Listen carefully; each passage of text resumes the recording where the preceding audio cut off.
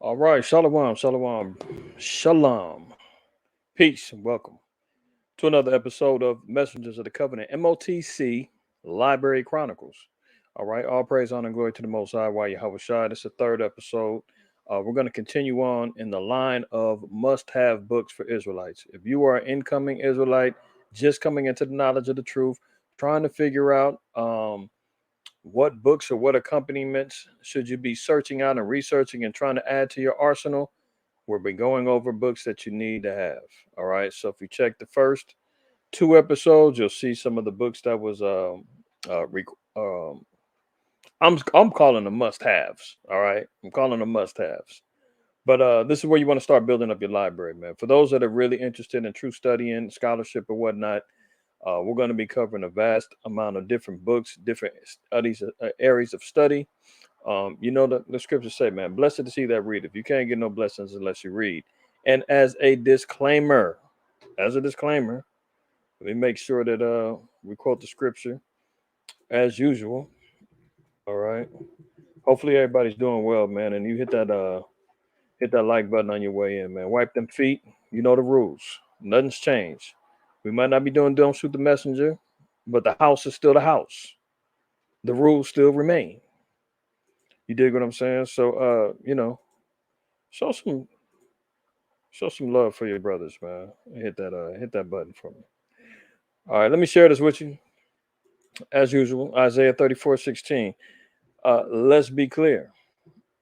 Nothing replaces the word of the Lord, man. Only can accompany it. I mean, only can further validate it.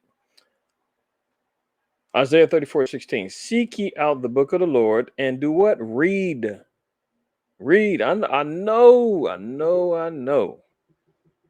That's like kryptonite for Israelites, man. It's to read.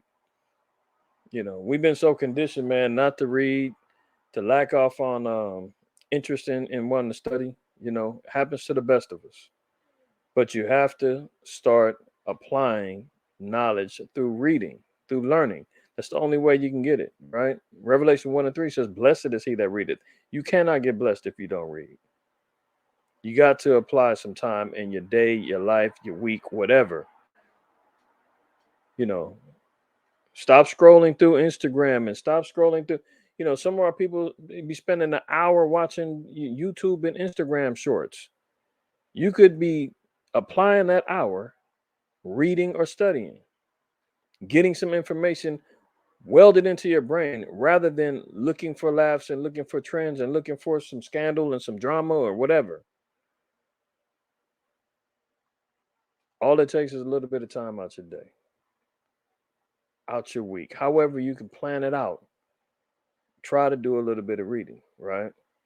Now, this ain't for everybody. May say, you know what, man, all I stick with the Bible, blah, blah. That's all good. That's all good. This is for the brothers that's going out there doing the work. These are the brothers and the sisters that are out there looking for more information to research, to enhance their portfolio of knowledge, to solidify their faith and to solidify their walk, to be more sharp in different areas so that you can make sure that you're well equipped to deal with different various topics, subject matters, um, debatable topics, or just the fact that you want to make sure that you know information to stay away from it. You know what I'm saying? So, reading this again, seek ye out the book of the Lord and read. No one of these shall fail, none shall want her mate. So, none of the words of the Lord is going to fail, man. The Lord said that his words is not going to come back void, it will not return void. Let me open up one more.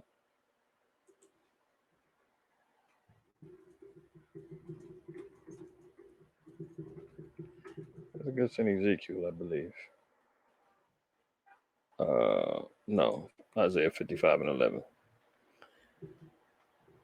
Isaiah 55 and 11 says, so shall my word be that goeth forth out of my mouth. It shall not return unto me void, but it shall accomplish that which I please, and it shall prosper in the thing that whereto I sent it. So that's how the word of the Most High works.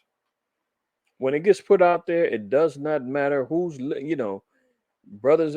Sometimes you go out and you prophesying to the wind, and that's why I get it. Some brothers pick areas and go to spots where you're going to get into some sort of conflict. You're going to get into some sort of information battle, or you're just going to where the sheep is at. We used to do that back in the days. We were the first camp really to break ground into Hollywood back in the late 90s, early 2000s, because we knew we were going to encounter all walks of life. You got to deal with the tourist population that's coming from Europe, that's coming from Africa, they come from all over the place. And we want to test our sword against whatever doctrines they got over there in Europe and Africa and Asia. We was gonna get our own people. We knew we was gonna definitely get the so-called white man was gonna be there. We had a couple of little encounters with some stars, Hollywood types that got a chance to get exposed. Paul Mooney in particular. Rest in peace to him. Paul Mooney used to come out and listen to brothers. He'll stand on the side quiet. And next thing you know, he got some comedy talking about us. Not necessarily the Israelites, but talking about more controversial topics in regards to race relations and this, that, and the third. But, Paul Mooney, definitely I remember him being out there amongst others. But sometimes you might go out to an area and there's nobody there. It's kind of dry. Did the Most High say, well, pack it up, man, nobody's hearing? He said, no. He said, prophesy to the wind if you have to, but go out there and do it. So the Lord said that his word's not going to return void. It's going to accomplish that which he pleases. Another testimony. We've had encounters with brothers that pop up into class and talked about how they found one of our literatures in a photocopy machine, a Xerox machine, and read it and was intrigued and found out, hey, man, I want to go check these brothers out. It didn't even have to get placed into a brother's hand personally. It just gets found. That's how we know that the Most High's word, he's going to call on who he's going to call. And it's going to prosper in the thing whereto he sent it. So going back to Isaiah 34:16, it says, none of these shall fail. So everything that the Most High does is on his timing, and it's not going to fail. None shall want her mate, meaning no other book can be paired side by side or be mated with the Bible. The Bible stands alone. The Bible stands true on its own principles based upon the prophecies and the judgments. No other book can do that. This book has stood the test of time. Through all the naysayers, the detractors, to the quote unquote debunkers, to the ones who saying that it's written by man, oh, it's not inspired by God. This book still has stood the test of time through wars, bloodshed, through slander and hypocrisy, the whole nine. The book still stands, and we're seeing even greater the prophecies of the word of the Lord being exposed more and more as we live day to day, right? So none shall want her mate. For my mouth that I've commanded, and the spirit that I gathered them. So this is number one. Any books that we recommend is strictly to solidify what's being said in the word of the Most High. It can only make the word of the Most High even that much greater, and our searching of information of understanding even that much greater. All right. So nothing replaces the Bible. Small disclaimer. All right. So I'm gonna briefly cover a couple of books that I want to make sure that brothers and sisters were aware of and were accumulating them in your libraries. Must-haves. All right. First one we're gonna look at is this one right here. Let me see if I can get it right. This little green screen thing be tripping, but very controversial book, especially now. Arthur Kessler, The 13th Tribe. All right. You may be able to find it on PDF. If not, it's still available on Amazon, I'm sure. Barnes and Nobles is not that expensive. But this is a powerful book, especially in the times we live in right now. The Kyrie situation, the Kanye situation, the whole quote unquote Hebrew Israelite drama, and who's the real Jew and who's not, all being exposed by a so-called white man. Let me read a little taste out of this real quick. If anybody hasn't had opportunity to read this. We're gonna read page 16 and half of page 17, just to give a little nugget about what's going on in this book right here. Just a little nugget. All right. It says, how important in quantitative terms is the presence of the Caucasian sons of Japhet in the tents of Shem? One of the most radical propounders of the hypothesis concerning the Khazar origins of Jewry is the professor of medieval Jewish history at Tel Aviv University. So, this is a PhD scholar that came up out of the GMO Small Hat University of Tel Aviv. Their own people are saying this. And then you got their own false, quote unquote debunkers. Oh, that book's been debunked. No, it hasn't. No, it hasn't. Because you know how many more witnesses there are that testify that this information is true? Oh, there's no link between the Yiddish and the Phoenician Hebrew that the Yiddish that the Khazars were speaking. I think that's what they try to say. They try to link between the language. They try to say that there's some DNA evidence, but I haven't seen those. I seen one video this Edomite did about a 6 minute video talking about everything was debunked, but had no source proof or nothing. He's just saying all the stuff, right? But regardless of the fact, that's why we stick with what the book of the Lord says. They ain't go through these curses. They don't match the color, the prophecies. I mean, please. So the extra biblical sources is one thing. The biblical source, that's the main thing. They can't stand the test of time with that, right? You know what? Let me jump up. Let me read the first paragraph here, and then I'm gonna drop back down. It says on page 16, this has led several historians to conjecture that a substantial part and perhaps the majority of Eastern Jews and hence of world Jewry might be of Khazar and not of Semitic origin. Oh, why do they say that? Because of the same instance that the Khazars descending up out of Ashkenaz, which was modern day Germany, Eastern Europe. You know, that's their conjecture in regards to that. But as far as the biblical narrative goes, they just stem up out of Esau and Amalek being one of the dukes of Edom in Genesis the 36th chapter, right? But they're linking the Khazarian Empire, uh, branching off from the Ottoman Turks or whatnot, being converts and not ethnic biblical Jews. That's the argument and the fact proof that's being said in this. They're converts. They're not the biblical Jew. But let me finish reading this, dropping down to the last paragraph. So we read about the how important in quantitative terms is that quote presence of the Caucasian sons of Japheth in the tents of Shem. One of the most radical propounders of the hypothesis concerning the Khazar origins of Jewry is the professor of medieval Jewish history at Tel Aviv University, A. Nan Poliak. His book Khazaria in Hebrew was published in 1944 in Tel Aviv and a second edition in 1951. In his introduction, he writes that the facts demand.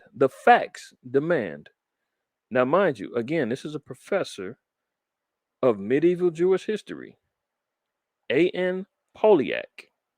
And this is a quote from his book, Khazaria. It says, a new approach both to the problem of the relations between the Khazar Jewry and other Jewish communities and to the question of how far we can go in reading this Khazar Jewry as the nucleus of the large Jewish settlement in Eastern Europe. The descendants of the settlement, those who stayed where they were, those who immigrated to the United States and to other countries, and those who went to Israel constitute now the large majority of world Jewry. So they're saying that the diaspora amongst the Khazars was split into three places, right? So it says this is how far they can go with the nucleus of the Jewish settlement in Eastern Europe. The descendants of the settlement were those who stayed where they were in Eastern Europe, those who immigrated to the United States and other countries, and those who went to Israel. Thus, the Balfour Declaration 1948, that they were placed there, okay? And even if you look at the word Israeli, look up etymology.com, the online etymology dictionary. Type in Israeli, is going to tell you that this is not based after the ancient people, but after the people who were placed in the land. They're naming themselves after the land. I'm kind of paraphrasing it. You can look it up. I'm not going to go there today, but I'm giving you some homework. Go do that. And you'll see this is the reason why we call ourselves and understand ourselves to be Israelites, because we recognize the biblical ancestry, the bloodline of the true people of the book. They call themselves Israelis because they were placed in a land. They were inhabitants of the land. They're not the people of the land, right? The indigenous peoples, in other words. Let me finish up. It says, this was written before the full extent of the Holocaust was known, but that does not alter the fact that the large majority of surviving Jews in the world is of Eastern European and thus perhaps mainly of Khazar origin. If so, this would mean that their ancestors came not from the Jordan, but from the Volga, not from Canaan, but from the Caucasus, once believed to be the cradle of the Aryan race, and and that genetically they are more closely related to the Hun, the Uyghur, and the Magyar tribes than to the seed of Abraham, Isaac, and Jacob. One last thing, it says the story of the Khazar Empire as it slowly emerges from the past begins to look like the most cruel hoax which history has ever perpetrated. Oh, that's anti-Semitic. I better be quiet. Ooh, I'm just quoting the white man. Get y'all this book. Get you this book if you haven't gotten it already. All right. If you haven't gotten it already, go get that book. Another book, Hebrewisms of West Africa. Now, I don't have the hard copy available with me right now, but I do have the PDF. You can find the PDF of it online. I know people's funds be kind of funny now, so try to find as many of these books that we recommend on PDF form for free. For free, you got to look for them. Email is at the bottom. If any of y'all need um, any of the PDF forms of books that I have, I'll send them to you. Right? That's how much of a brother I am. All praise, honor, and glory to the Most High, right? Why you have a you see it right there, man. The Covenant 144 at gmail.com. If you're having trouble finding books on PDF that I recommend, if I have a PDF link, I'll send it to you. If not, you got to search them out. You got to search them out. Let's look at this other one. Let's look at this. Let's look at let's look at this one. This is Hebrewisms of West Africa. All right, this is on PDF, like I said. Um, yeah, you see the title right there. It's by Joseph J. Williams. This one you can also buy. I always suggest, if you can, get the hard copies, because Lord knows, computers crashing, lost information, clouds getting hacked in, who knows what. You can always lose something digital. Uh, so long as you got something in your hands, you'll be off in a lot better situation. Okay, so if you're able to get it, get it. This is one of the famous maps that a lot of brothers, and sisters utilize. There's maps in this book, right? Um, Most of what you're going to find in this book is the parallel customs of the people of West Africa, and in particular the Shanti tribe, and the parallel customs that they have that's shared with the Hebrews. All right, so you're going to read things about circumcision being um, a similar custom that they have, the division of the tribes into 12, blood sprinkling on the altars and the doorposts, marrying the brother's wife after death, um, purification ceremonies that they did for women after childbirth, even the number of days that the sister would be unclean, new moon celebrations. There's a lot of information in here that covers the kindred customs of the Ashanti people and the Hebrew Israelites of the Bible, right? That's how we make the distinction and the link. Um, we've even had contact when I was with my former camp, which I believe they still have the camp in effect. Shout out to them brothers out there, man, in Ghana, and uh, they were co-signing all of the information when we initially made contact, and I was building with them brothers, and Everything that we affirmed was all true. You know, and they knew and understood their background and their history and their tribal origins. So, what the book said between the scattering, the 70 A.D., the Babylon and Timbuktu, the expulsion of the Jews from Portugal and Spain, going into Western Africa, Central and Western Africa, all of those things line up with the truth that we are the people of the book, man. Let's look at this page 23. It says, it was here that the study of the West African tribes themselves was undertaken, speaking about in West Africa, and in particular the Ashanti tribe. It says, in every vestige of evidence recorded, it was indeed surprising how many Hebrewisms, either real or at least apparent, were to be found among the un-Islamicized tribes. So we see that there was a battle between conversionary tactics used by the Muslims, conversionary tactics being used by the Catholic Church, conversionary tactics being used by the heathen, in other words, and our people utilizing sacred traditions and keeping them intact for hundreds of years, right? Um, let's drop down. I want to get down the page. Let me get another page in here. Page. Let's see. I know it's some more. Man, I suggest you get this. A lot of stuff in this book. Let's look at page 61. All right. The primary meaning of the Hebrew word ashan is smoke, and it is used primarily of a burning city. So, yes, you will even find ashan in the Bible. Ashan is a Hebrew word meaning smoke or fire, right? You see there in Joshua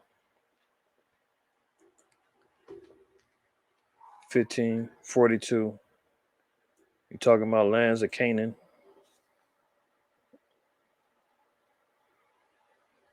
where our people were dwelling at, right?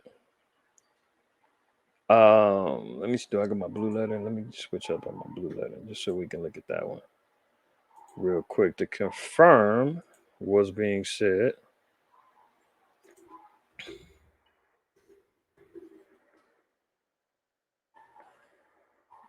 Because what are we looking for? To confirm that, oh, this is actually a Hebrew word, ashan. And here we go. Ashan. Ashana. Ashan. Okay. Meaning what? Smoke. You know what we see? A city in the lowland of Judah, later mentioned as belonging to Simeon. Okay. So here you see here, Ashan, a place in Palestine, but it does mean smoke or fire. Later inhabited by the Simeonites, which was symbolic of the destruction of the northern kingdom in Israel. But let's look at this. Let me get back over here. All right, let me blow it up a little bit more. Maybe it was a little hard to read, so you can follow along. Getting back over here, so that is confirmed, right? So the ancient origins of Ashan or Ashanti comes from the Hebrew word smoke or fire, right? It says the primary meaning of the Hebrew word Ashan is smoke, and it is used primarily of a burning city, and secondly, figuratively of the destruction of Israel. The latter meaning would be significant and certainly applicable to fugitives from the destroyers of Jerusalem, whether they were the Assyrians or the Romans. Reading Captain Rattray's latest work entitled Religion and Art in Ashanti, one cannot help being impressed by the number of customs and practices that were described that find their counterpart among the ancient Hebrews. Thus, for example, the Mosaic law of intertribal marriages was devised expressly to preserve the inheritance of the daughters in the tribe and the family of their fathers. So you can find that in Numbers 36, where it talks about the inheritance law. Okay. Uh, 36 in around like the 12th verse or so, right? But that deals with the inheritance, and the scriptures lets it be known how the inheritance was to remain. If the father had no sons and the inheritance went to the daughter was to marry within the same tribe so that the land that of the inheritance did not get separated. So, for instance, if there was inheritance and the man was a Gadite, she didn't have he didn't have any sons. She's a Gadite. She had to intermarry with another Gadite to make sure that that land stays within Gad. It didn't get transferred over to a brother of Judah, and he takes the land, and now it's theirs. So in order to maintain the inheritance lands, that was what that was about. So they did the same things. Okay. Um, it says are strictly Ashanti. Okay, let me read this up. And finds a close verification among the Ashanti of today and the cross cousin marriages so characteristic of the latter are strictly similar to that of the daughters of Salpha'ad who wedded the sons of their uncle by their father. Okay, so they're showing the similarities of what's going on when it came down to uh, intertribal marriages and inheritance laws, right? Again, this is talking about family names. Again, the preserving of certain names in a family is much sought after by the Ashanti, as it was of old among the Hebrews. Well, Proverbs 22:1 says a good name is more precious than fine rubies. Right? That's a biblical concept. Let's look at that real quick. See that? Proverbs 22:1. A good name is rather to be chosen than great riches and loving favor rather than silver and gold. That's why, maintaining a good name, reputation, um, is very important. Passing on a legacy and name is very important. So that is more valuable than great riches, right? So they understood and knew that principle as well. Um, let's slide on down some more. Let's see. Let's look at this one. Page 63. Uncleanness after childbirth. Not only in the marriage ceremony itself, but also in after marriage customs, there is a strange similarity between the Ashanti and the Hebrews. Um, Thus, for example, for 8 days after the birth of a child, the Ashanti, quote, mother is considered as unclean. It is only on the eighth day at the Titia rite, as the Ashanti call it, that the child receives its personal name. And on the 40th day, a still further ceremony has to be observed. In all this, we are certainly reminded of Hebrew customs. So we know, according to the law, I believe that's in Exodus, not, is it Exodus 12? It might be. Hold on. I don't want to misquote it. It's not Exodus 12. I think it's in, is it Numbers? It ain't Numbers. No. Leviticus 12. Trying to remember. Yeah, there we go. Leviticus 12. See? It says, speak unto the children of Israel, saying, if a woman have conceived seed and born a man child, then she shall be unclean 7 days. According to the days of the separation for her infirmity shall she be unclean. And in the eighth day, the flesh of his foreskin shall be unclean. So it said that she will be unclean according to Ashanti customs, 8 days. But it also said on the eighth day is when they would actually name the child and her purification would begin. But what did it also say? And she shall continue in the blood of her purifying 3 and 30 days. She shall touch no hallowed thing, nor come into the sanctuary until the days of her purifying be fulfilled. So she would have to go through a 40-day complete uncleanness before being purified and having to go through the temple for uh, her completion of purification after childbearing. All right, I don't want to spend too much more time on this book, but let's look a little bit more. So we see the similarities here. That's why I said any of these books should only complement the Bible, only make it more real, and then we can understand why we know about the scattering, why we know that there's still a remnant of our people still in West Africa, why and how we can make these particular links and know, not all of Africa, not everybody over there is Israel. Let's not get it twisted. But we know that there's remnants of our people still there, bearing record, bearing witness of being the people of the book, right? Um, Let's continue on reading. So it says, in menstrual seclusion. Furthermore, the restrictions and taboos of the Ashanti women at the menstrual period, even to the retirement to the Bara hut, read like a page borrowed from the book of Leviticus and the system of the Ashanti. Uh, Ablutions to prevent legal uncleanness constantly brings to mind similar practices which were common among the Hebrews. So we know, according to Leviticus 15, there was unclean laws in regards to a woman's menstrual cycle. They were doing the same thing.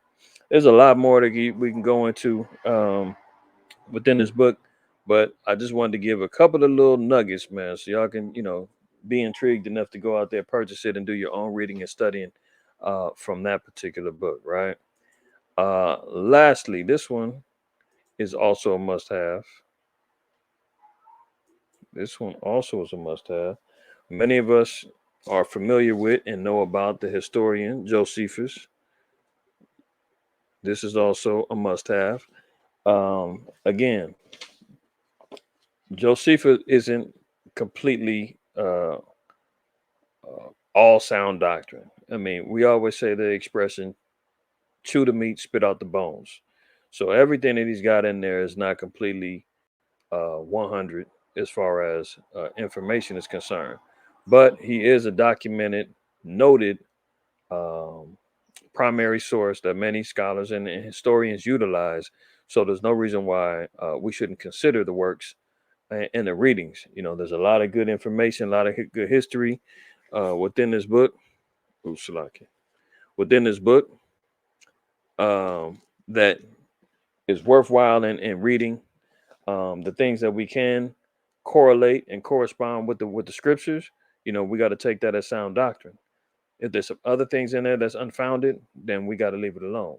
But he's a first century scholar. I mean, first century historian, documented all this information, even being a primary witness to uh, being around during the time of Yahweh Shai, the temple destruction, so forth and so on. So Josephus is definitely good. You can find this online for free. You can download it as a PDF, use it as a historical reference, no doubt. But that also I would suggest as being a must have for your arsenal. Okay. So just those three, just trying to spoon feed, man, because I know how it is trying to get people getting books. And I mean, you didn't told me about the Bible Dictionary, Atlas. I'm still trying to get a hold of uh what other books? I mean, Babylon and Timbuktu. I know we're piling them on, but that's why you can always go back, replay, reference, and find out what other books is being referenced. Now, this is still just me. This is still just milk. This is still just milk that was suggested. Okay. But this milk is what helped me grow and many others in the Israelite community grow. You can't go without some of these books. I guarantee you, any elder, any, notable brother has these books and utilize them in their studies to gain full spectrum dominance of the word of the Most High God. All right. So, with that being said, this is going to be a closer of, third episode, man. MOTC Library Chronicles, all praise, honor, and glory to the Most High, Yahweh Shai. Again, you know what? I got my books with me. I'm always try to remember. Uh, Let me plug my brother's book, man. Rhyme Israel, A Mind Well Instructed, available on Amazon. I mean, look at the thickness. You're talking almost 500 pages. Almost 500 pages of various topics pertinent for Israel to learn about, man. For Israel to learn about. If you're new to this truth, man. You searching, you're a Christian, whatever. It doesn't matter. Go get you a copy of this book, right? Download it to your Kindle, buy it, Amazon, Barnes and Nobles, all these digital platforms, man. Go out there and support that book. Enhance your scriptural understanding. Also, my elder brother, Sha'af Yahweh, in his books, Unadulterated Evil, volumes 1 and 2, and Life. Also, another book. uh, all original works of poetry, all scripturally referenced. Um, Solid work by my brothers, man.